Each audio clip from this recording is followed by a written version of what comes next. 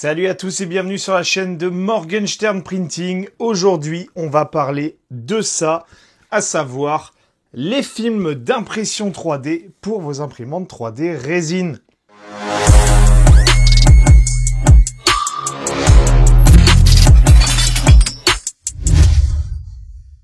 Avant de rentrer dans le vif du sujet et de vous expliquer tous les différents types de films qui existent pour vos imprimantes 3D résine, si vous n'êtes pas encore abonné à la chaîne, je vous invite à le faire dès maintenant en cliquant sur le bouton d'abonnement et à activer la petite cloche des notifications pour ne louper aucune des prochaines vidéos. Sachez que c'est la première vidéo sponsorisée sur la chaîne. Le partenaire est très cocasse et plutôt drôle. Je vous raconterai la petite anecdote un peu plus tard dans la vidéo. Et bien entendu, je vous parlerai de leurs produits pendant 1 à 2 minutes au cours de cette vidéo, juste avant la conclusion. Soyez indulgents sur le fait que la vidéo soit sponsorisée, ça permet tout simplement à la chaîne de vivre et tout simplement d'être financée pour pouvoir créer du contenu vidéo. En l'occurrence, j'ai besoin de changer la caméra qui me sert à faire toutes les vidéos que je vous mets sur YouTube et du coup, cette sponsorisation participera au financement de cette nouvelle caméra. Sauf si vous voulez me faire un don équivalent, il n'y a pas de problème, je vous envoie mon PayPal. Dans cette vidéo, on va aborder les films d'impression 3D. Donc ce sont les fameux films que vous avez au fond de votre bac de résine. Déjà, à quoi ils servent, petite introduction, à quoi sert ce film? En quoi est-il utile? Bien entendu, on abordera toutes les technologies de film qui existent à ce jour. Donc on est en février 2025. Il y aura peut-être des nouveautés. D'ailleurs, je vais vous parler de nouveautés dans cette vidéo. Mais l'objectif, c'est de balayer à peu près tout ce qui existe, de vous donner les différences, les avantages, les inconvénients entre chaque technologie de film, mais également vous donner des astuces de montage pour éviter que votre film soit trop ou pas assez tendu. Je vous donnerai également des petits tips pour augmenter la durée de votre film au fond du bac. Et bien entendu, je vous parlerai des marques que moi je préconise pour l'achat de ces films, puisque tous les films malheureusement ne se valent pas. Vous pouvez acheter des films avec le même nom, par contre la qualité va être clairement moindre.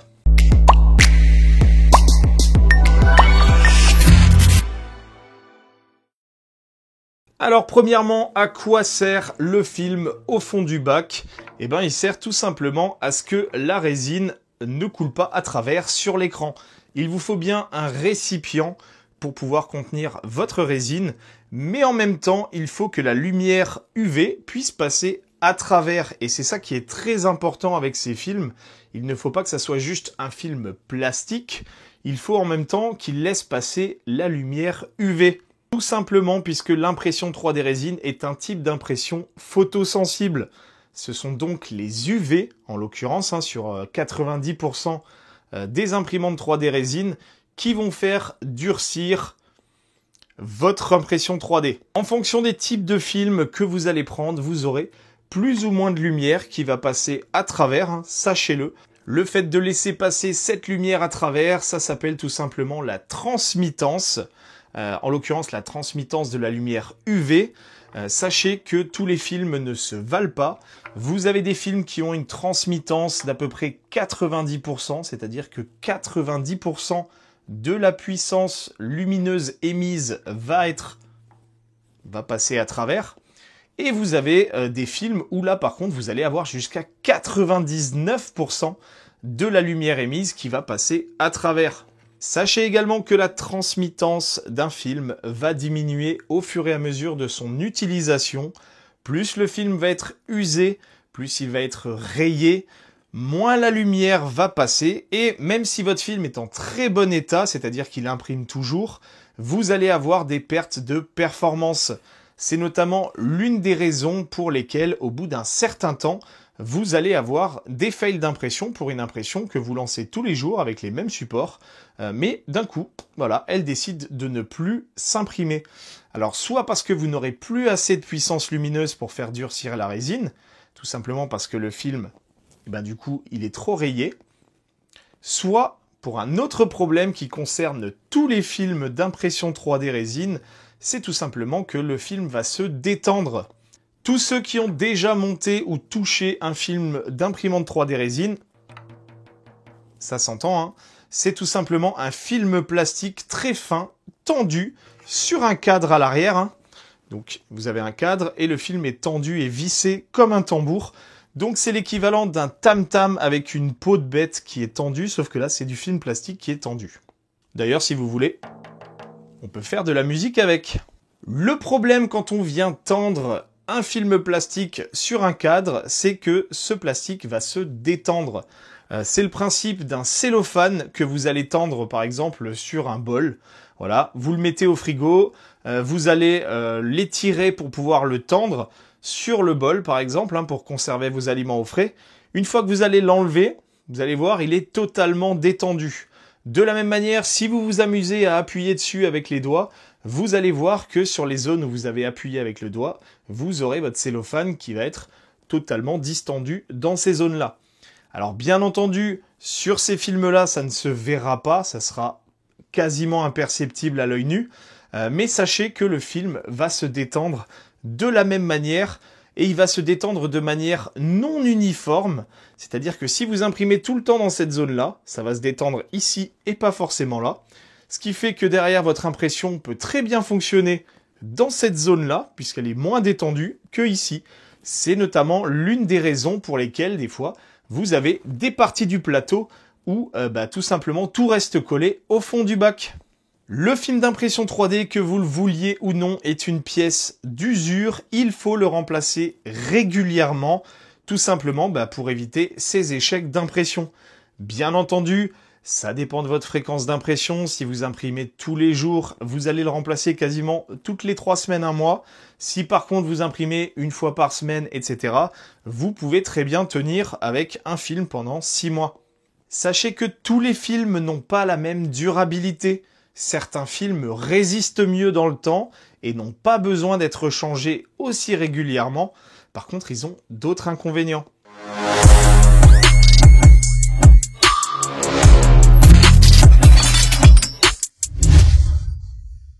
Le premier film, celui que quasiment tout le monde connaît, ce sont... Alors, c'est marqué juste ici, hein. Voilà, c'est marqué juste là, j'avais pas regardé où c'était marqué. Ce sont les films FEP. Alors, par extension, tous les printers résine, tous les imprimeurs résine diront, voilà, il faut changer ton FEP, il faut remplacer le FEP. En réalité, on parle de ce film-là. C'est tout simplement l'une des premières technologies de film qui est sortie pour les imprimantes 3D résine. De ce fait-là, le terme FEP est resté dans le langage courant des imprimeurs 3D, même si aujourd'hui, plus aucune imprimante 3D n'est équipée de ce type de film. Alors déjà, premièrement, qu'est-ce que ça veut dire FEP? Eh bien tout simplement, éthylène propylène fluoré. Alors c'est grosso modo une matière plastique très proche du PTFE, donc grosso modo une matière plastique anti-adhésive. C'est pas une matière téflon, hein, mais ça s'en rapproche très fortement. Et c'est d'ailleurs pour cette raison que cette matière avait été choisie pour l'impression 3D résine. Pourquoi? Puisque cette matière a les deux particularités qu'on recherche pour un film plastique, pour un film de bac de résine. La première, c'est qu'il laisse passer la lumière UV. En l'occurrence, les longueurs d'onde qui nous intéressent, c'est 385 ou 405 nanomètres. Mais en plus de ça, il a une propriété anti-adhésive, ce qui veut dire que derrière, il va permettre de libérer la couche qui s'est formée entre ce film et le plateau. Donc en gros, dans la compétition entre votre plateau et le film, l'objectif est que la surface, enfin en tout cas l'accroche du film qui est situé juste en dessous, soit moins bonne que celle du plateau pour que quand vous venez tirer vers le haut, ça se décroche tout simplement de ce film. Alors ces films sont très intéressants, enfin étaient très intéressants puisqu'ils ne sont plus utilisés aujourd'hui. Pourquoi est-ce qu'ils étaient intéressants? Parce qu'ils avaient une très bonne transmittance. La transmittance de ces films-là pouvait osciller entre 97 et 99%. C'est-à-dire qu'il y avait une très bonne transparence et le fait de laisser passer énormément d'UV. La problématique de ces films, c'est tout simplement qu'ils s'usent quand même relativement vite et surtout, ils sont très fragiles. Tous ceux qui ont connu ces films-là sur les imprimantes 3D d'il y a 3 ou 4 ans, voire plus, hein, bien sûr, se rappellent de la fragilité de ce film. Vous pouviez tout simplement avoir votre film qui se déchirait littéralement au fond du bac avec toute votre résine à l'intérieur et vous retrouviez avec une inondation de résine. Voilà, ces types de films avaient cet inconvénient-là. Bien entendu, c'était des films qui n'étaient pas du tout adaptés à la haute vitesse, mais néanmoins, ce sont les premières générations de films utilisés pour les imprimantes 3D résine. Alors ceux-là, ce sont des films qui m'ont été envoyés par Nova 3D. Je ne sais pas pourquoi est-ce qu'ils m'ont envoyé des FEP pour la Whale 4 Ultra, sachant que cette machine n'en utilise pas. Voilà, petite anecdote. Les FEP n'ont pas de sens de montage. Vous pouvez le monter recto ou verso, c'est strictement la même chose. Vous avez du FEP d'un côté, du FEP de l'autre. Voilà, vous le montez dans votre bac, peu importe comment vous le sortez. Vous avez généralement un film de protection des deux côtés, puisque c'est une matière qui se raye très facilement. Donc voilà, mais il n'y a pas de sens de montage. La deuxième catégorie, ce sont tout simplement les NFEP. Alors, ce qu'il faut savoir sur les NFEP, c'est une catégorie de films qui s'appelle tout simplement NFEP pour non-FEP, c'est-à-dire que ce n'est pas du FEP. Tout le reste appartient à cette catégorie NFEP, et c'est pour ça que c'est très tendancieux, puisque les marques adorent utiliser le terme NFEP sans vous dire ce qui est derrière, puisque c'est ça qui va différencier tous les autres types de films qu'on va voir dans cette vidéo. Le premier NFEP qui est sorti sur le marché, c'était tout simplement celui-ci. Donc c'était du PFA. Donc le PFA, c'est ce qu'on entend généralement quand on parle de NFEP. Voilà, sachez-le, le PFA égale NFEP. Et en général, quand quelqu'un en impression 3D résine va vous parler de NFEP, c'est ça.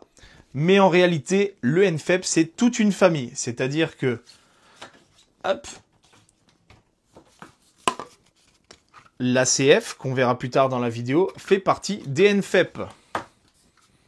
L'HDF, qu'on verra également dans la vidéo, fait partie des NFEP, puisque ce sont tous des non-FEP. Donc on va se concentrer sur le PFA.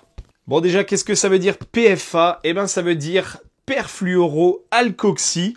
Voilà, comme ça vous le saurez, ça vous servira à rien dans la vie de tous les jours, mais comme ça vous dormirez moins bête ce soir.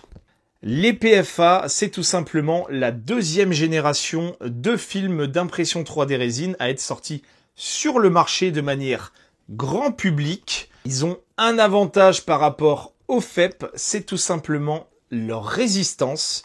Ces films-là sont beaucoup plus résistants que les FEP. Sachez que les deux films sont en général vendus à des épaisseurs de 150 microns. Vous pouvez trouver cela à 300 ou à 100 microns, donc attention. Mais les PFA, eux, sont systématiquement vendus à une épaisseur de 150 microns.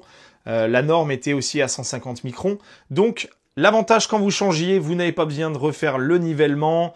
D'un point de vue transmittance, sachez que les performances du PFA sont équivalentes au FEP, donc même transmittance de lumière, donc tout simplement la même capacité à transmettre la lumière à travers le film. Par contre, ce sont encore une fois des films qui ne sont pas du tout adaptés à la haute vitesse. Donc ces films-là ont équipé des machines jusqu'à la Saturn 3 par exemple de chez Lego, puis ont commencé à être remplacés par un autre type de film qui est juste ici. C'est tout simplement le film ACF. Mais on en parlera juste après. Alors, les NFEP, en plus d'être plus résistants, c'est-à-dire qu'ils ont une meilleure durabilité que les FEP dans le temps, ceci, vous devez le remplacer quasiment 2 fois moins souvent qu'un FEP, puisqu'il y a 2 fois moins de risques.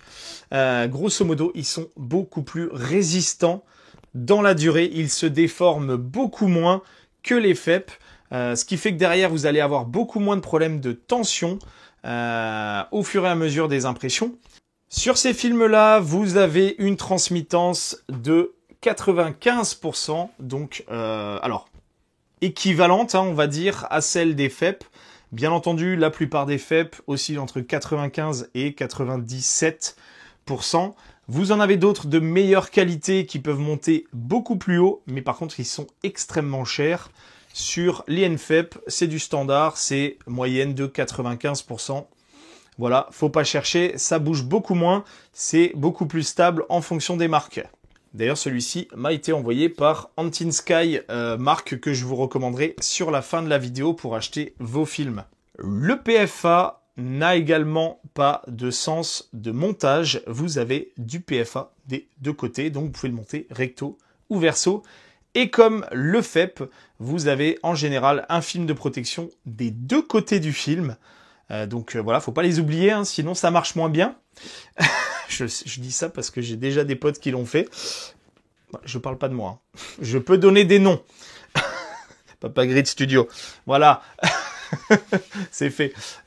Big up au poteau Papa Grid, si jamais vous le connaissez pas. Il fait des très belles peintures. Je vous invite à regarder son contenu.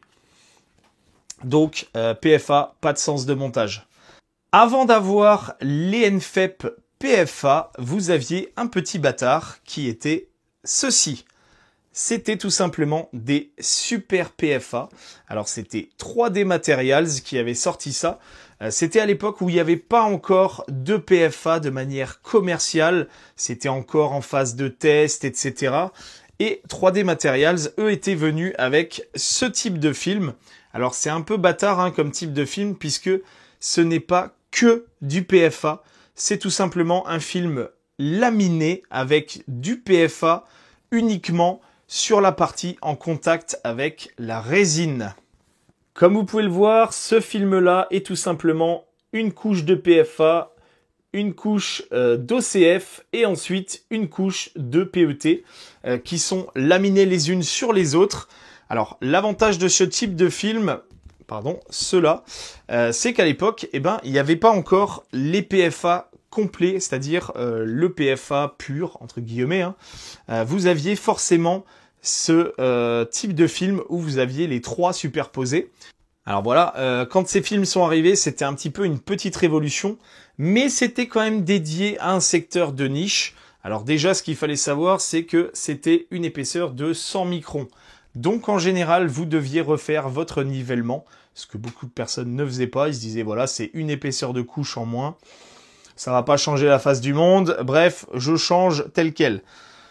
En soi, ça change pas la face du monde. Vous surexposez la première couche un peu plus et ça fonctionne. Ok, mais bon, à l'époque, il aurait mieux fallu faire le nivellement. Ces films étaient assez intéressants, mais le problème, c'est que du fait de leur épaisseur de 100 microns, ils étaient quand même relativement fragiles par rapport à ceux-là, puisque du coup, vous aviez aucun gain du PFA là-dessus en fait. Hein. Vous aviez juste un avantage qui est lié tout simplement à la couche de PFA, c'est une meilleure libération des couches. Ce film-là adhère beaucoup moins que celui-là. Alors, le PFA adhère beaucoup moins que le FEP. Donc, l'intérêt à l'époque, c'était de limiter le nombre d'échecs d'impression en passant sur du super PFA, ou en tout cas sur du PFA. Donc ça n'a pas duré très longtemps, à l'époque, c'était des films que moi je recommandais, hein, quand ça existait encore. Aujourd'hui, c'est plus du tout des films que je recommande, tout simplement parce que l'épaisseur de 100 microns fait qu'ils sont tout autant fragiles que ceux-là. Mais par contre, à l'époque, c'était une petite révolution. Désormais, vous avez bien entendu les PFA purs, entre guillemets. Hein. Enfin, en tout cas, il n'y a pas de laminage de couches. En tout cas, je crois pas que ça soit de la lamination de couches sur les PFA. Ça serait quand même à vérifier, mais je pense que je vais pas trouver l'info si je la cherche. Si vous la trouvez, n'hésitez pas à la mettre en commentaire. Ça peut toujours être intéressant de la prendre, même si pour moi, ça ne sert plus à rien, puisque ces types de films sont à foutre à la poubelle aujourd'hui, puisqu'ils n'ont plus aucun intérêt non plus. Ce petit bâtard, ce petit film bâtard, du fait de sa composition laminée avec d'un côté du PFA et de l'autre côté du PET, fait qu'il a un sens de montage. C'est le premier film avec un sens de montage. Vous devez faire attention avec ces films de mettre le côté PFA, côté résine, et surtout pas le côté PET, puisque sinon vous n'arriverez jamais à libérer une couche d'impression de ce film. Voilà, sachez-le. Alors, vous ne pouvez pas vous planter, hein, c'est marqué dessus, côté PFA, côté PET. Voilà, vous avez une protection de chaque côté, mais c'est bien marqué, donc ne vous trompez pas. Notez bien le sens avant de l'installer sur votre bac. Les films qui ont de l'intérêt aujourd'hui, ce sont les films ACF. Alors, ACF, pourquoi? Ce sont des films qui ont un avantage, enfin 2 avantages, par rapport aux précédents qu'on vient de voir, donc les 3 catégories, enfin les 3 types de films qu'on a vus précédemment. Ce film-là a tout simplement la force de libération la plus faible, c'est-à-dire que ce film accroche encore moins que le PFA. L'ACF adhère beaucoup moins que les autres films. Du fait de cette propriété, ce film-là est compatible avec la haute vitesse. C'est-à-dire que toutes les imprimantes modernes, aujourd'hui, que ça soit de la Saturn 3 Ultra, de la Saturn 4 Ultra, de la M7, de la M7 Pro, etc., etc., toutes les machines qui impriment au-delà de 100 mm par heure, vous voyez lesquelles je veux venir, eh ben, ces films-là sont adaptés à ces machines pour utiliser leur plein potentiel. Le problème de ce film-là, enfin il y en a 2. Le premier, c'est le prix. Ce film coûte quand même relativement cher. On est 2 à 3 fois plus cher que du PFA et on doit être de l'ordre de 10 fois plus cher que du FEP. De ce fait, les marques vous installent les machines avec ceci, du PFA, mais vous vendent en pièces détachées ceci, de l'ACF, si vous le souhaitez. La seule machine, par exemple, chez Elegoo qui était équipée directement de série de ce film-là, c'était la Saturn 3 Ultra, qui est juste là derrière. Par contre, chez Anycubic, toutes les nouvelles imprimantes haute vitesse, depuis la M5, sont équipées de ce film-là. Donc, certes, vous allez gagner en achetant votre machine un peu moins cher. Par contre, si elle est équipée d'un NFEP, vous allez vite le remplacer parce que vous verrez que vous ne pourrez pas imprimer en haute vitesse. Et en plus de ça, vous allez le flinguer très rapidement avec tous les échecs d'impression que vous allez faire. Et du coup, c'est pour ça qu'en général, dans les vidéos de review, je vous montre que je remplace le film par ça. Puisque je gagne du temps, de l'argent, je me casse beaucoup moins la tête avec ce type de film qu'avec du NFEP. Le deuxième inconvénient de cette technologie, donc de l'ACF, c'est tout simplement la transmittance. Cette technologie a une transmittance plus faible que les précédentes. Donc les précédentes, on était aux alentours de 95%. Sur ces types de films, on est entre 90 et 91%. Ça commence à faire de la perte de lumière, hein. C'est-à-dire que pour 100% d'UV envoyé sur le film, seulement 9 dixièmes passeront à travers. Donc vous avez une perte de lumière, ce qui fait qu'avec ce film-là, alors pas grand-chose, hein, vous allez devoir exposer un pouillème en plus pour que votre impression réussisse. C'est-à-dire que si vous avez l'habitude d'imprimer avec des NFEP, donc du PFA, et que vous passez sur un film ACF, sachez que vous allez devoir refaire vos tests d'exposition. En général, vous allez devoir, sur du 50 microns, rajouter 0,1 seconde par couche. C'est pas la mort, mais sachez qu'il faut le faire. Par contre, ok, vous allez perdre du temps d'exposition, mais vous allez pouvoir imprimer 2 à 3 fois plus vite d'un point de vue montée et descente de votre plateau ou de votre bac avec un tilt, hein, si vous avez un tilt, tout simplement parce que la libération des couches est facilitée par ce film, contrairement à celui-là. Donc voilà, le gain de temps, il est monumental, hein, c'est-à-dire que là, quand vous pouvez imprimer à pleine vitesse, grosso modo, vous faites 20 cm en 2 heures, 1 heure et demie, ça dépend, alors que là, vous allez prendre 8 heures. Voilà. Ça pique un peu plus. Donc, l'intérêt de ce film, c'est uniquement pour les machines haute vitesse.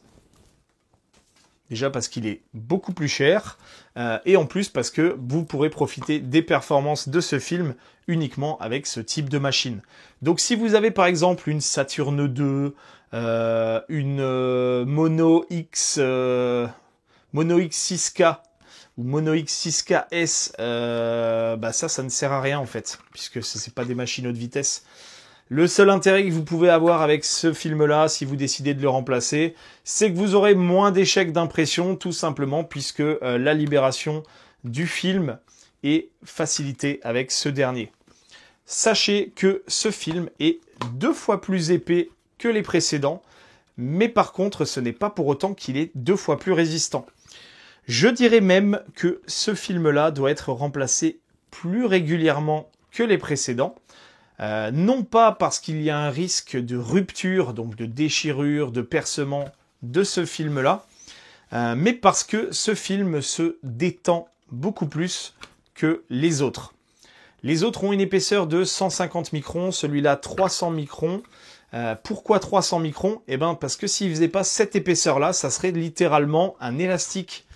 Donc là, le fait d'augmenter tout simplement son épaisseur, ça le rigidifie un peu et ça vous permet de voir son rôle de film d'impression 3D. Le problème, forcément, même si on double l'épaisseur, ça reste quand même un film assez souple. Donc, il aura tendance à se détendre plus rapidement que le précédent, le PFA. Donc, si vous passez sur de l'ACF, sachez que vous irez plus vite, vous aurez moins d'échecs d'impression, mais par contre, ça vous coûtera plus cher et vous allez devoir le remplacer plus souvent. Voilà, tout simplement ACF.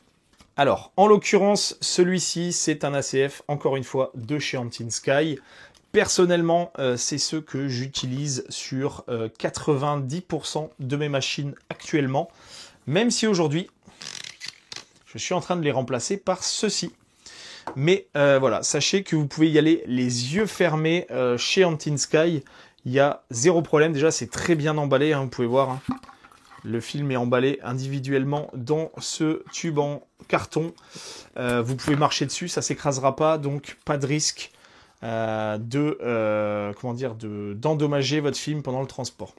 De la même manière que pour les précédents, que veut dire ACF? Eh bien, ça veut tout simplement dire anisotropique conductive film. Alors, je vais vous mettre une petite image de quoi est composé, enfin, comment est fabriqué l'ACF, les films ACF, et vous allez comprendre son nom, grosso modo. Donc, ce film-là, vous allez voir, hein, c'est tout simplement une résine avec des particules conductives qui sont déposées sur un film PET.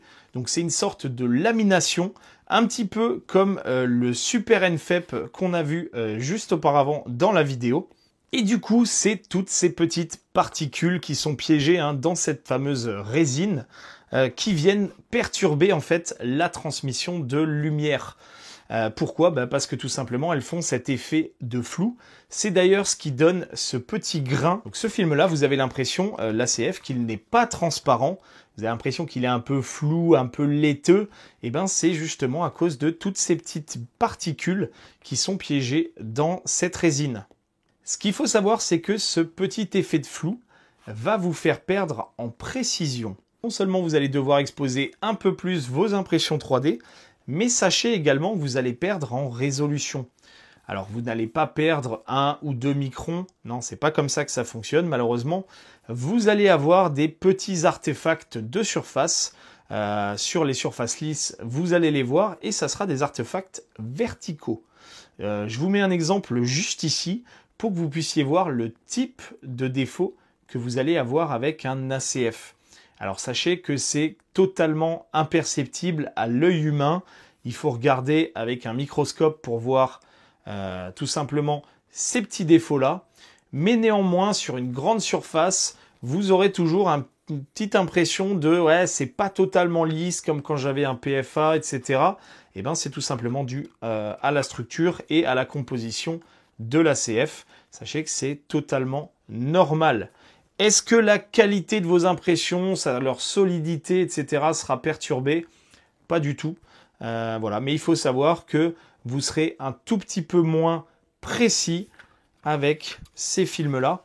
Alors, c'est d'autant plus intéressant aujourd'hui sur les nouvelles machines, puisque les nouvelles machines ont une résolution extrêmement faible. Les nouvelles machines descendent jusqu'à 14 microns de résolution. Ce que vous allez perdre là-dessus, c'est peanut. Hein. Et je vous le dis honnêtement, c'est poil de cul ce que vous allez perdre. Donc, que vous passiez là-dessus, zéro impact pour vous, œil humain, qui va regarder votre impression 3D. Voilà, je vous le dis honnêtement. Et il faut vraiment aller regarder avec une très grosse loupe grossissante ou au microscope pour voir ces petits artefacts juste ici. Comme le Super NFEP, l'ACF a un sens de montage, tout simplement du fait de sa composition. Et de la même manière que le Super PFA, vous avez une couche avec l'ACF, hein, donc la partie conductive dans une résine figée. Et de l'autre côté, vous avez du PET. Vous ne voulez pas mettre le côté PET, côté résine. Donc voilà, sens de montage comme le précédent.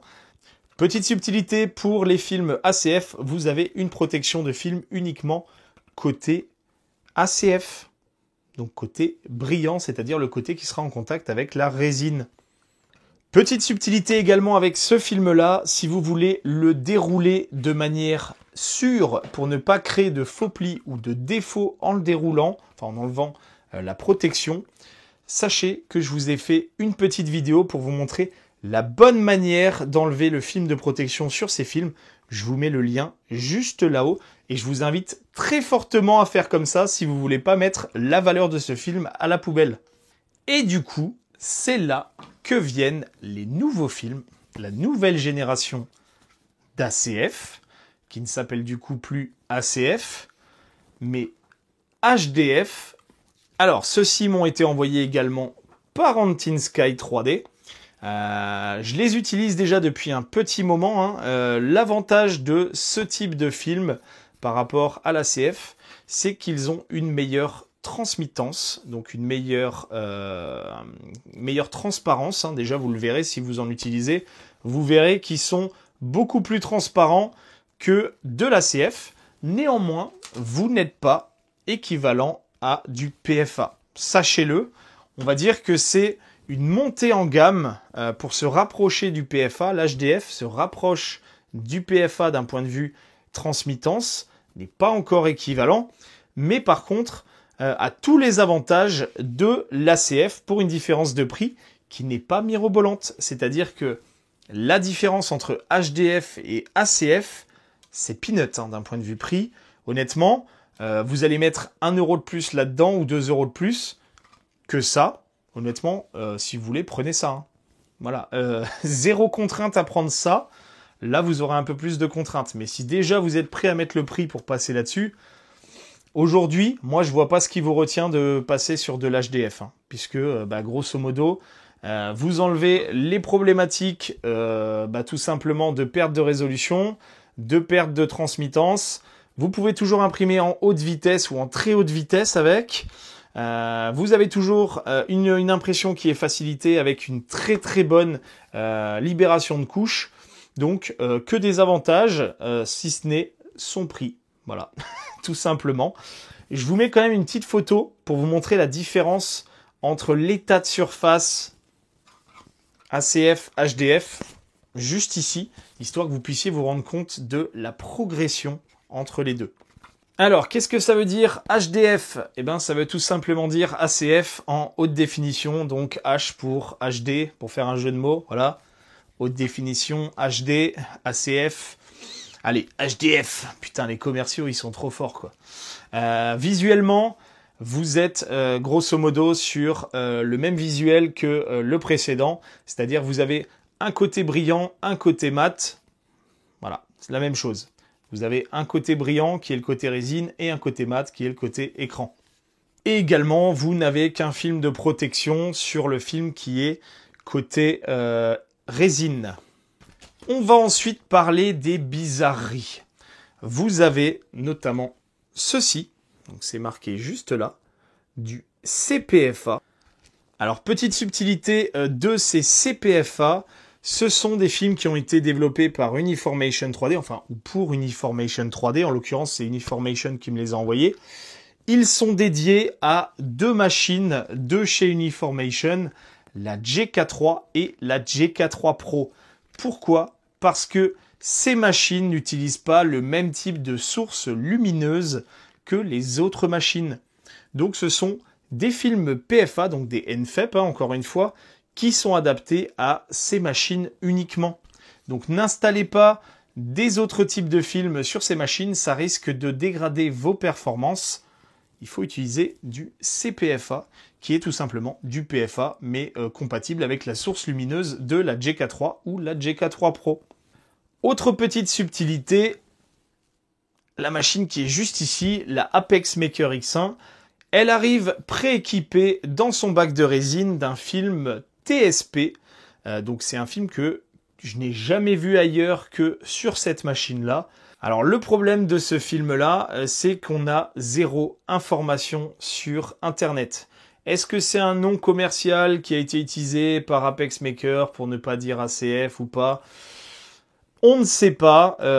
Force est de noter que tous ceux qui ont une X1 ont remplacé très rapidement leur film TSP par un ACF ou un HDF, tout simplement parce que le film préinstallé s'usait extrêmement vite, où ils avaient énormément d'échecs d'impression avec, très rapidement. Donc, ils ont très rapidement passé sur un ACF qui permet de faire de la haute vitesse ou un HDF de la même manière. Mais ils n'ont jamais racheté de TSP.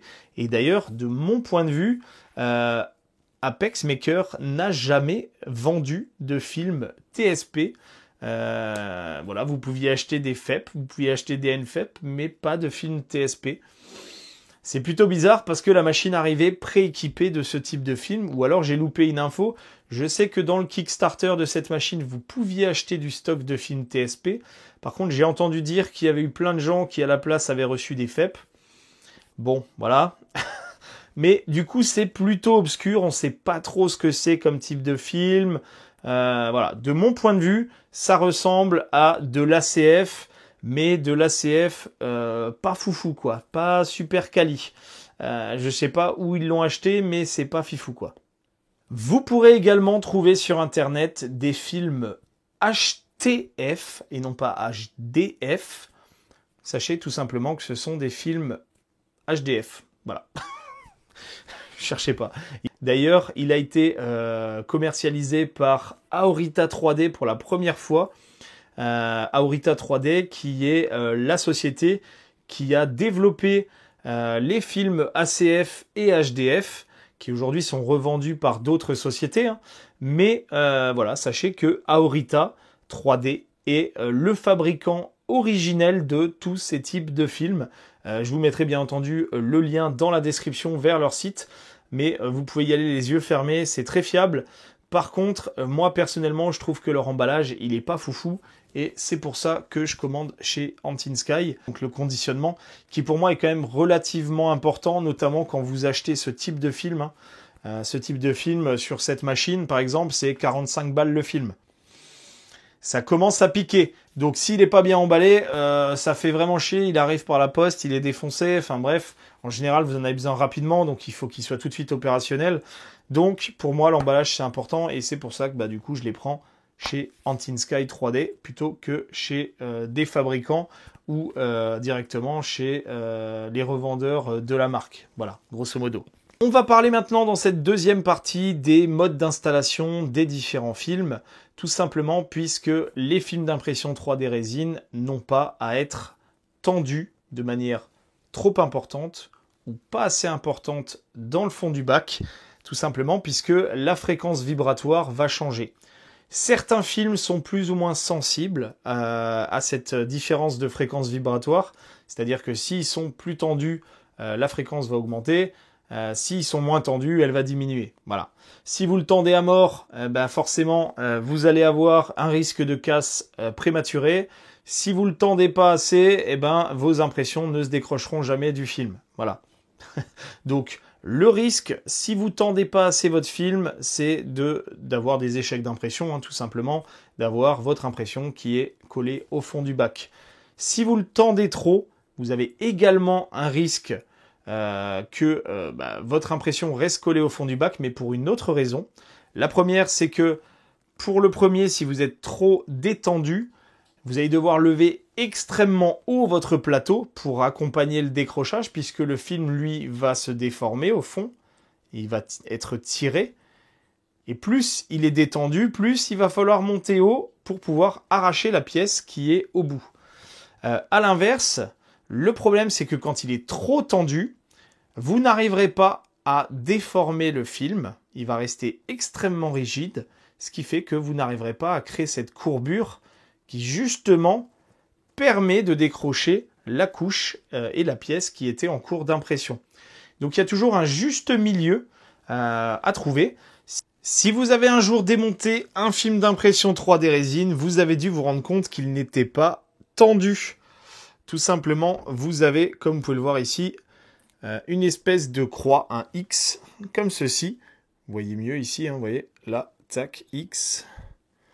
C'est tout simplement parce que le film n'a pas à être tendu sur le cadre avant d'être monté dans le bac de résine. Tout simplement, puisque si le dernier est tendu là-dessus, quand vous allez le mettre là-dessus, il va se tendre encore plus, donc vous avez un risque de déchirure. Et ensuite, le fait que votre film soit trop tendu. Alors le problème, c'est que ce film-là, il arrive avec justement votre imprimante 3D et vous ne savez pas comment remonter un nouveau film. Alors pour ça, vous avez grosso modo 3 options. La première option dont on ne va pas parler, qui est tout simplement le bricolage, à savoir les mecs qui vous conseillent de faire n'importe quoi. On va mettre une éponge, on va mettre un bouchon, ah moi je mets une gomme, bref, tout ça, vous oubliez, c'est du bricolage, ça ne fonctionne pas. La deuxième option, c'est tout simplement d'utiliser ces petits outils qu'on appelle des Fab Tools. Alors c'était fait pour monter le film et du coup générer lors du montage le fait de détendre sur 2 axes le film. Alors vous en avez où c'est dans ce sens-là, vous en avez où c'est dans ce sens-là. C'est pour moi ce sens-là qui va faire justement que vous aurez ce X-là, puisque comme vous pouvez voir, hein, vous allez détendre au niveau du centre en y allant progressivement et donc vous aurez bien le film qui va se détendre comme ceci et comme cela. Alors, ces petits outils-là, ils ont une particularité, c'est que des petits malins, comme moi par exemple, on s'est amusé à calculer le rayon de courbure qu'il faudrait pour obtenir ceci sur votre film lorsque vous le remontez, pour que le film que vous allez monter ait strictement la même tension que lorsqu'il est monté à l'usine. Voilà. Alors ça, malheureusement, c'est pas disponible sur toutes les imprimantes. Moi, personnellement, j'ai arrêté de les faire à partir de la Saturn 3 Ultra. J'ai arrêté parce que ça prend énormément de temps à faire d'un point de vue conception. Donc voilà, mais sachez que ça existe si vous avez des machines. Vous pouvez chercher sur Internet, vous verrez qu'il y a des gens qui se sont amusés comme moi à en faire et à en faire très bien. La deuxième option, la troisième option, que je trouve tout aussi intéressante et qui a été partagée par Derek Jackson, donc de la chaîne Litchi Slicer. Je vous mettrai le lien pour la vidéo juste ici. C'est tout simplement d'utiliser des post-it. Je vais vous montrer comment ça marche. C'est tellement malin. Je me dis pourquoi est-ce qu'on n'y a pas pensé avant. Alors, pourquoi est-ce que c'est malin? Comme vous pouvez le voir, l'avantage des post-it, c'est que vous pouvez enlever l'épaisseur que vous souhaitez, ou bien entendu, vous pouvez les cumuler pour avoir la hauteur voulue. L'avantage de cette technique-là, alors si c'est la première fois que vous changez votre film, vous pouvez le faire. Sachez que si vous vous êtes planté et que vous avez trop tendu votre film, il va adopter naturellement la bonne épaisseur nécessaire au remontage. Donc, si vous ne l'avez pas fait la première fois, pas de panique, sachez que quand vous allez le tendre sur le cadre, le film va se détendre et vous aurez naturellement la forme que vous recherchez pour faire ce petit test-là. Si c'est la première fois que vous le faites, sachez que c'est strictement la même chose, mais il aura été monté correctement à l'usine par rapport à si vous l'aviez fait mal précédemment. Pour faire, vous allez voir, c'est extrêmement simple. Alors, comme vous pouvez le voir, j'ai le film ici qui est forcément détendu puisqu'il n'est pas monté sur le cadre du bac de résine. Vous avez vos petits post-it. Ce que vous allez faire, vous voyez que la courbure est dans ce sens-là. Vous allez tout simplement mettre votre pile de post-it sous le cadre et vous allez regarder est-ce que c'est tendu ou pas. Alors là, en l'occurrence, vous voyez, j'ai encore un peu de jeu. C'est pas assez tendu, donc je vais devoir rajouter des post-it de cette forme-là. Si j'avais pris des plus grands post-it, ça aurait pu être tendu. Mais avec cette forme-là, il va falloir que j'en rajoute.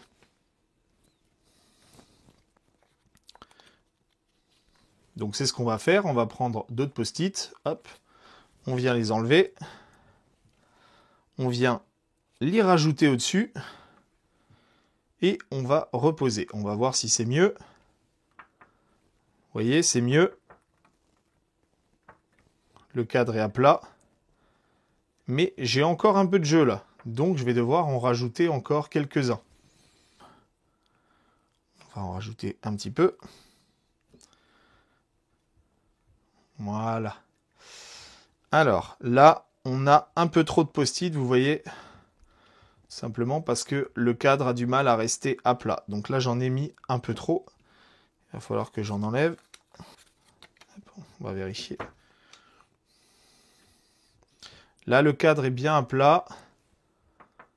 Et c'est tendu des quatre côtés. Donc on est pas mal. Ça veut dire que là, grosso modo, on est très proche de ce qu'on aurait pu obtenir avec un Fab Tool. Mais de manière très simple. Tout le monde a des post-it chez soi.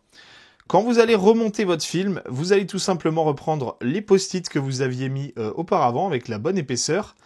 Et quand vous allez remonter votre film, vous allez mettre ça sous le cadre, enfin au milieu du cadre.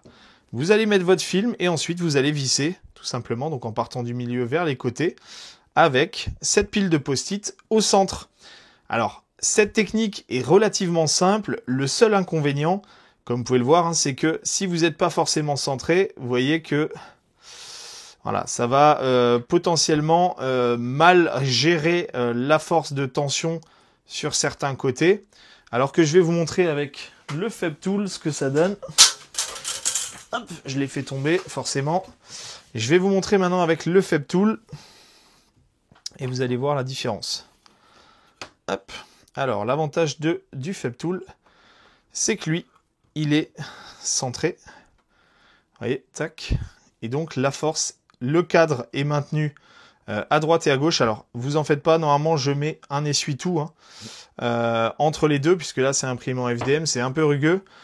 Pour vous montrer, pour la démonstration, là, j'ai juste mis 100. Mais normalement, je rajoute justement l'épaisseur d'un essuie-tout. Pour justement éviter déjà de rayer le film. Et du coup, vous n'avez pas du tout cet effet de voilà, ça bouge à droite à gauche. Puisque vous avez l'épaisseur de l'essuie-tout à rajouter. Par contre, vous voyez, il est maintenu en haut, en bas et gauche-droite. Ce qui fait que la répartition de la tension sera beaucoup mieux avec ce type d'outil qu'avec ça. Mais ça, tout le monde a ça chez lui. Tout le monde peut le faire. Donc, c'est plutôt pas mal. La seule petite subtilité, c'est qu'il va falloir vous centrer, donc avoir grosso modo les post-it centrés. Alors si vous voulez le faire, à la limite, c'est très facile. Une fois que vous avez retiré le film de votre cadre, vous prenez une feuille en papier, vous venez dessiner le contour, puis vous prenez une règle, vous tracez une croix, et vos post-it, vous avez juste à les mettre à la dimension au centre. Voilà, grosso modo, donc c'est plutôt facile à faire. Il va pas falloir bouger après, mais par contre, c'est accessible à tous. Donc je trouvais cette technique très intéressante et c'est pour ça que j'ai décidé de vous la repartager dans cette vidéo.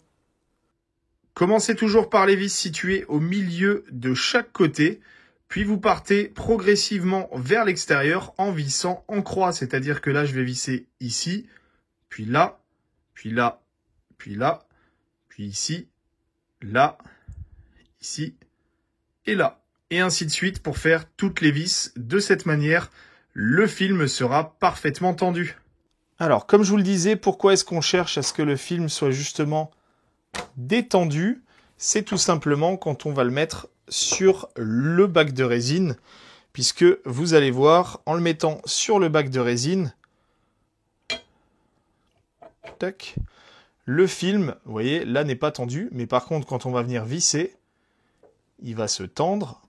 Et s'il est déjà tendu de base, vous allez tout simplement étirer la matière, grosso modo la distendre, et ce qui fait qu'elle sera beaucoup moins résistante, alors que là, elle va juste tout simplement être parfaitement plane quand elle va être vissée. Je vous montre ça juste après. Voilà, quand votre film est totalement remonté sur le bac, vous voyez, il est parfaitement tendu, hein, même si au départ, quand vous l'aviez monté, il était justement détendu en forme de croix.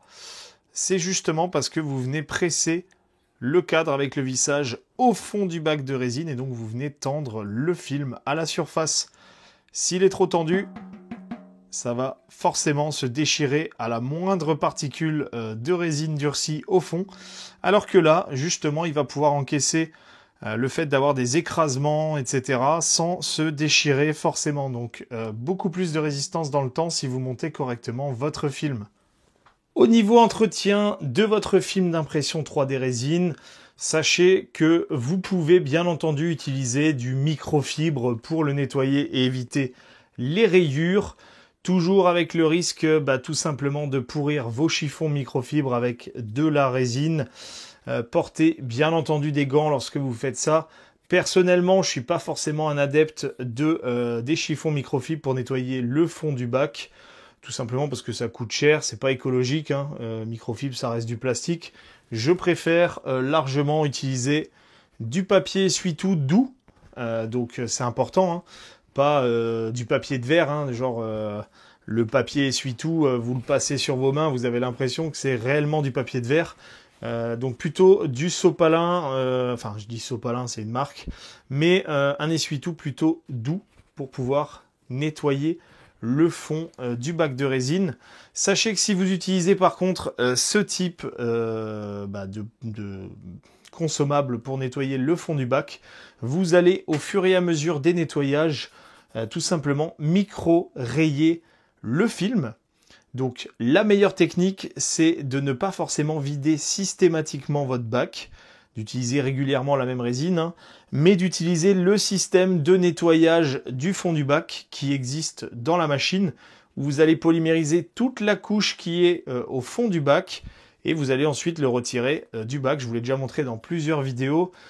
Si vous voulez cette technique-là, sachez qu'elle est présentée dans quasiment toutes les vidéos review des machines. Voilà, vous mettez dans un coin du bac un reste de support, vous polymérisez la couche avec la fonction Clean Tank, et derrière, une fois que c'est fini, vous soulevez l'intégralité avec les supports et vous bazardez dans votre poubelle.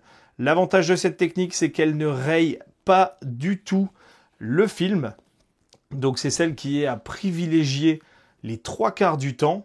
Sachez que vous pouvez également l'utiliser avant de nettoyer le fond du bac, notamment lorsque vous faites un changement de résine.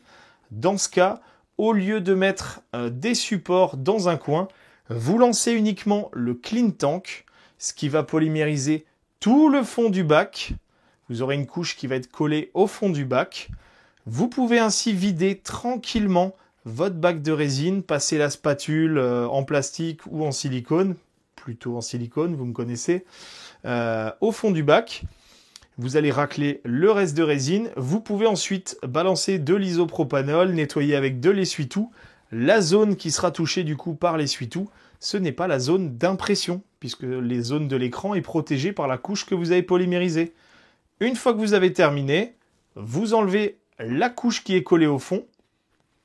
Vous passez un petit coup de chiffon, mais du coup très rapide, puisqu'il n'y aura quasiment pas de résine. Et vous aurez un bac nickel chrome. Deuxième tip, c'est tout simplement pour améliorer la longévité de votre film, en tout cas son utilisation pour des impressions, puisque le problème de ces films, c'est que au fur et à mesure des impressions, vous allez les nettoyer plusieurs fois, vous allez racler, voilà, machin, vous allez créer des micro-rayures sur ce film, sachant que les micro-rayures sont des zones d'accroche pour la résine. Donc vous allez augmenter la force de rétention du film, vous allez augmenter l'adhésion du film, vis-à-vis du plateau. Ce qui fait qu'au fur et à mesure, vous allez avoir des impressions qui vont rester collées au fond. Alors que normalement, dans le passé, elles se décollaient sans problème. Si vous voulez pallier à ça, avant de mettre votre résine, quand vous avez vidé votre bac, vous passez avec du spray PTFE. Je vous montre ça. Donc voilà, hein, c'est ça par exemple, vous voyez, du 3-in-1. Donc lubrifiant sec au PTFE.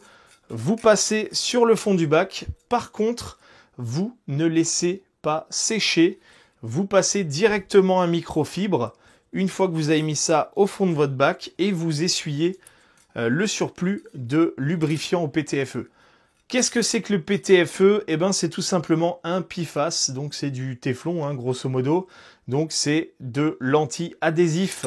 Donc quand vous pulvérisez ça au fond de votre bac, vous allez remettre une couche d'anti-adhésif PTFE. Attention, c'est pour ça que je vous demande de l'essuyer avec un microfibre.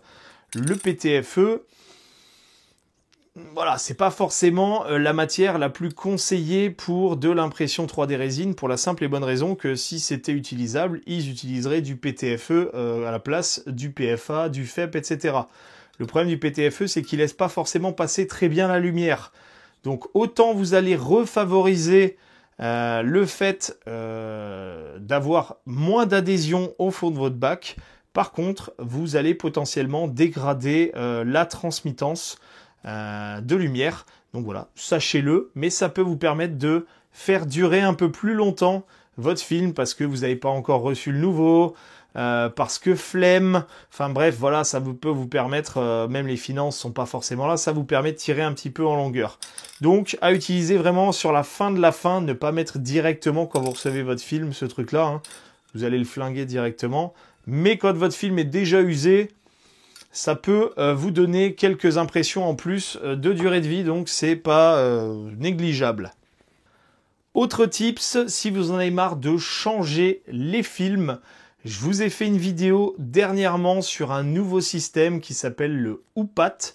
Alors il n'est pas compatible avec toutes les imprimantes, il est compatible avec les Saturn 3, les Saturn 4 et la série M5, M5S et M5S Pro de chez Anycubic.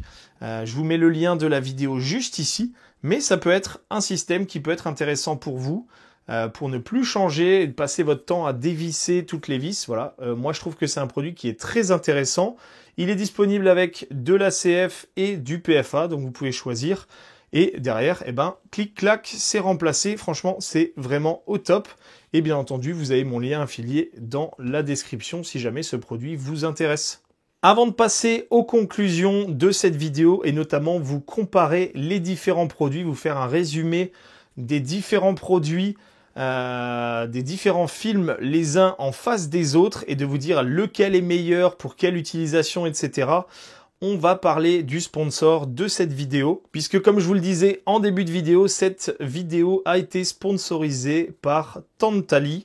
Alors, qu'est-ce que c'est Tantali? C'est tout simplement le premier fabricant mondial de poupées personnelles pour pouvoir tout simplement vous amuser si vous êtes célibataire ou pas. Alors ce qui est plutôt drôle avec ce partenariat, c'est que au départ j'avais refusé le partenariat. Ceux qui me suivent sur TikTok le savent très bien puisque j'en ai parlé dans plusieurs stories, dans plusieurs vidéos. Pourquoi? Parce que tout simplement ça aurait pu faire bannir les chaînes, que ça soit TikTok, Instagram, etc. Du coup j'ai fait mes petites recherches sur internet, voilà, moi je suis un geek, et c'est là que j'ai découvert que c'était l'un des plus gros fabricants de ce type de produits, et surtout qu'il y avait énormément de vidéos sur internet utilisant leurs produits. Voilà, je suis tombé des nues à la quantité astronomique de vidéos utilisant ces produits-là. Si vous voulez en savoir plus sur la qualité des produits, je vous invite à regarder quelques vidéos. Vous vous rendrez compte que c'est vraiment pas mal, hein. Honnêtement. Voilà, moi personnellement, j'en ai pas besoin, je suis marié, mais je trouvais ça très intéressant. Et sachez que peu importe le physique que vous appréciez, il y en a pour tous les goûts. Je vous garantis, je suis allé voir sur leur site, il y a de quoi faire. En plus de ça, ce qui est plutôt cool, c'est que Tantali m'a fait un code réduction de 12%. Voilà, si vous voulez acheter ce produit-là, je vous mettrai bien entendu le lien dans la description si jamais ça vous intéresse et que vous avez envie de passer des petits moments pimentés à la maison, soit seul, soit avec votre compagnon ou votre compagne, hein, puisqu'il y a pour tous les goûts. Bref, on va arrêter cette petite aparté dans la vidéo, même si je remercie grandement Tantali d'avoir sponsorisé cette vidéo. Et bien entendu de me permettre de continuer à faire du contenu de plus en plus qualitatif sur la chaîne.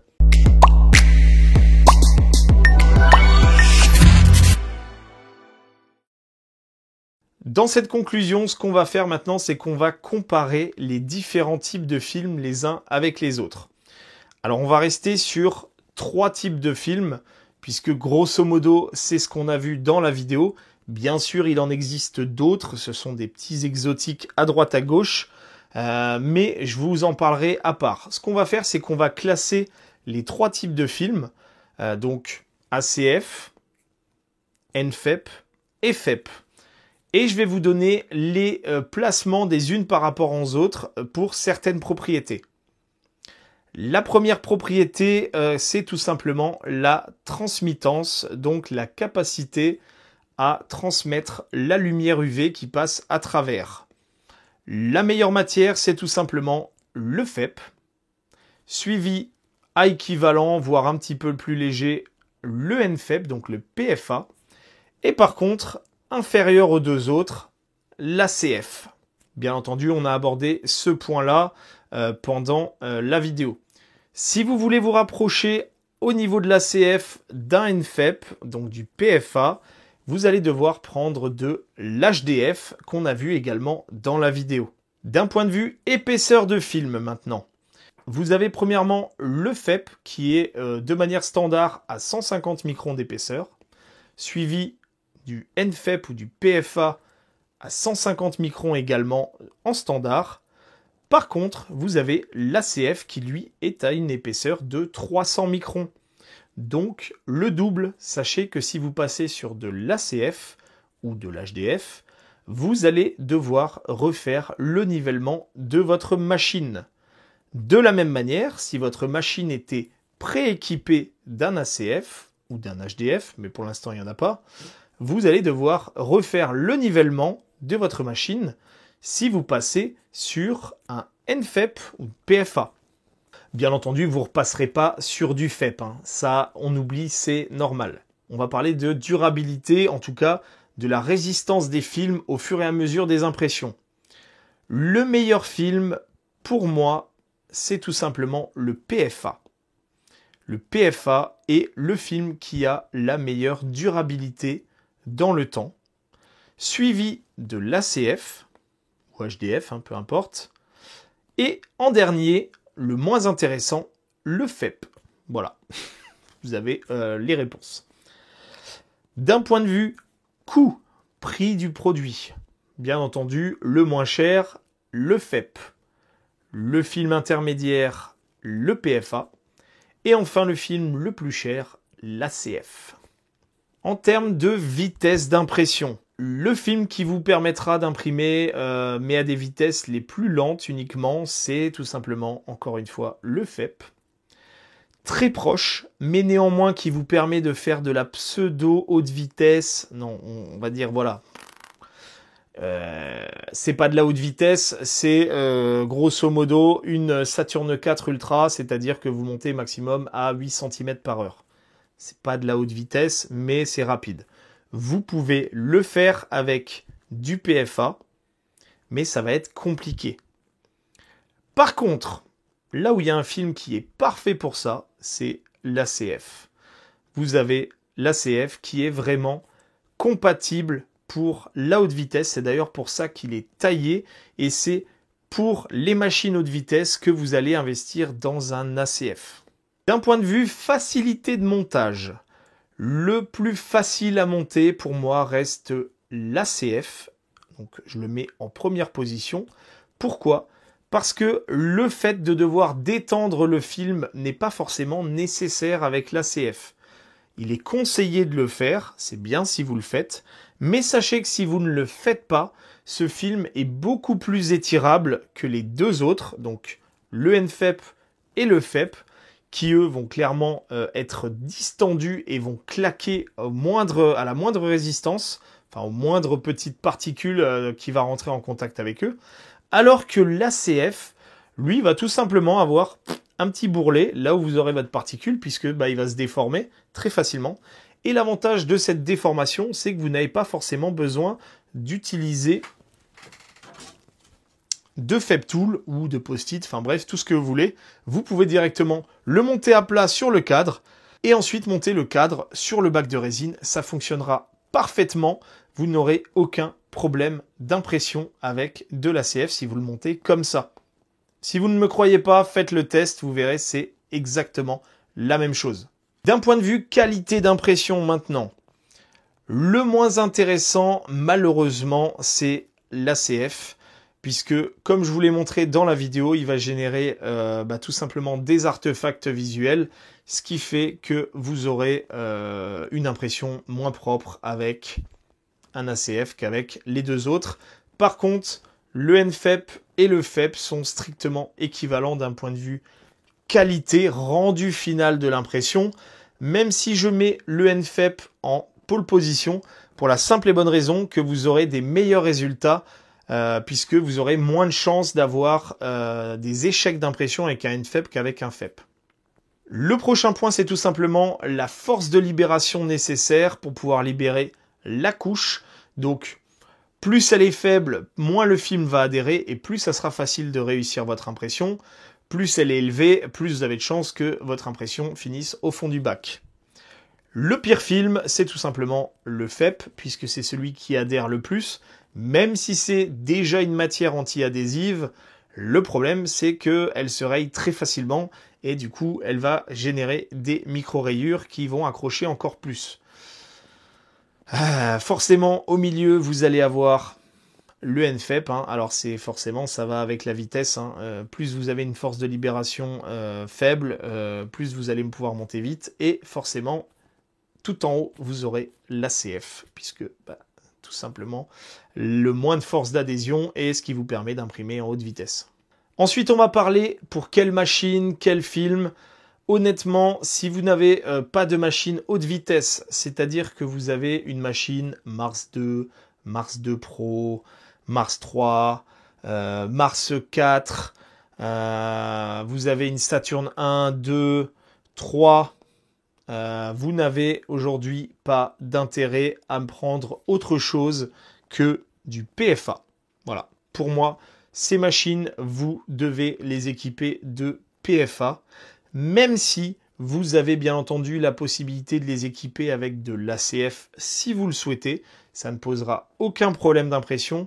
Le seul problème, c'est que vous aurez une meilleure force de libération, donc vous aurez moins d'échecs d'impression, mais vous ne pourrez pas imprimer en haute vitesse, donc vous ne pourrez pas profiter du plein potentiel de ce film-là.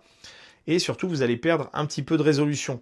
Donc vu que c'est des imprimantes qui sont très lentes, déjà que vous imprimez lentement, autant que ça soit très qualitatif.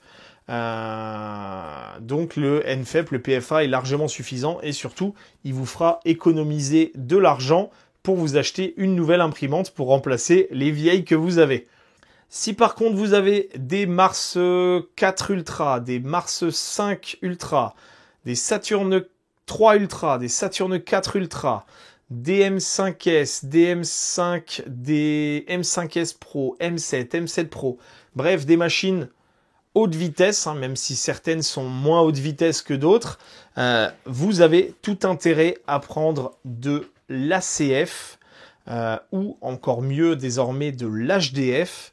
Pour la simple et bonne raison que vous allez pouvoir utiliser votre machine à son plein potentiel de vitesse avec ce film-là, ce que vous ne pourrez pas faire avec un PFA.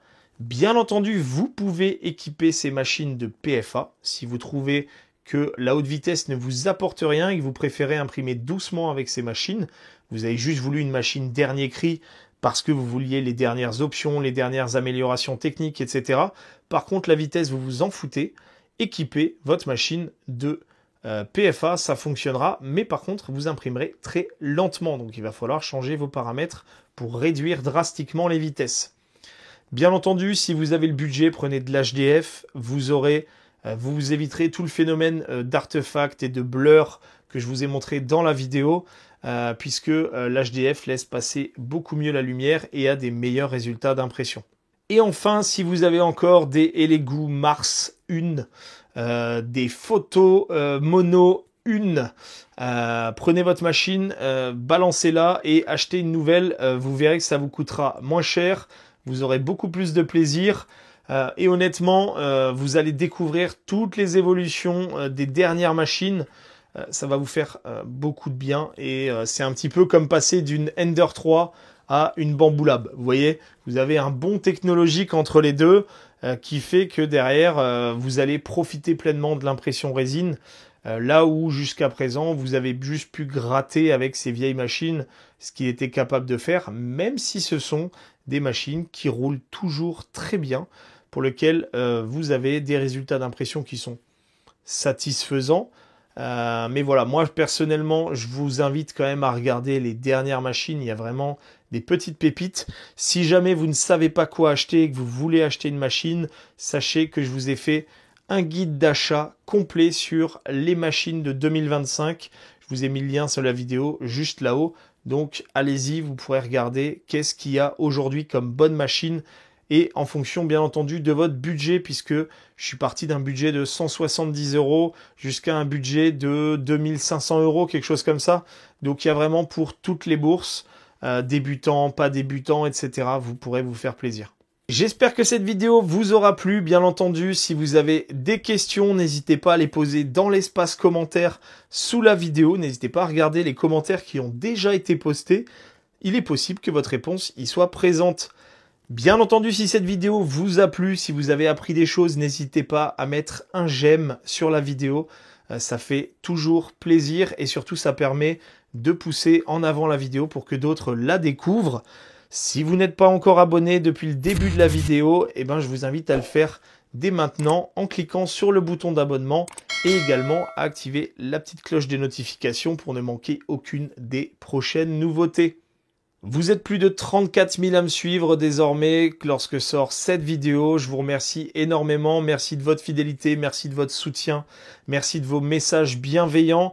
J'espère que vous apprendrez encore beaucoup sur l'impression 3D résine en me suivant sur cette chaîne. Sachez que c'est vous qui faites cette chaîne et pas moi.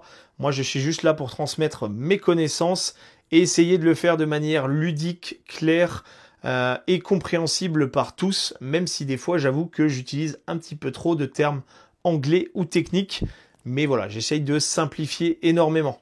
Sachez également que si vous voulez me suivre sur mes autres réseaux sociaux, je vous mettrai dans la description les liens pour mes comptes TikTok et Instagram. Si vous voulez voir ce qui s'y passe, vous pouvez me suivre également sur ces réseaux sociaux. De la même manière, si vous voulez acheter du matériel d'impression 3D, des imprimantes 3D, n'hésitez pas à passer par mes liens affiliés, ce qui me permettra d'avoir un petit pourboire lorsque vous achetez votre matos. Votre matos ne vous coûtera pas un centime de plus, mais par contre, il permettra de financer la chaîne, le matériel utilisé pour filmer, les fichiers qui sont achetés dans les vidéos pour pouvoir vous faire des impressions magnifiques et tester les machines. Et également me payer une petite bière de temps en temps, parce que pour l'instant, c'est pas avec ce que je gagne que je vais pouvoir me payer un pack. Oui, je suis un petit peu alcoolique. Encore une fois, un grand merci à tous. Également un grand merci à Tantali qui a sponsorisé cette vidéo. Bien entendu, une sponsorisation un peu cocasse. Personnellement, ça m'a fait énormément sourire. N'hésitez pas à me dire en commentaire ce que vous avez pensé de la sponsor.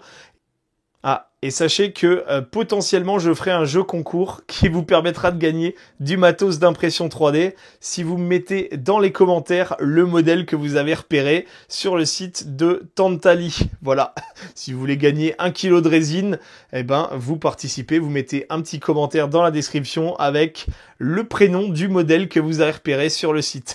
Un grand merci d'avoir suivi cette vidéo jusqu'à présent. Moi je vous fais des gros bisous et bien entendu je vous dis à plus.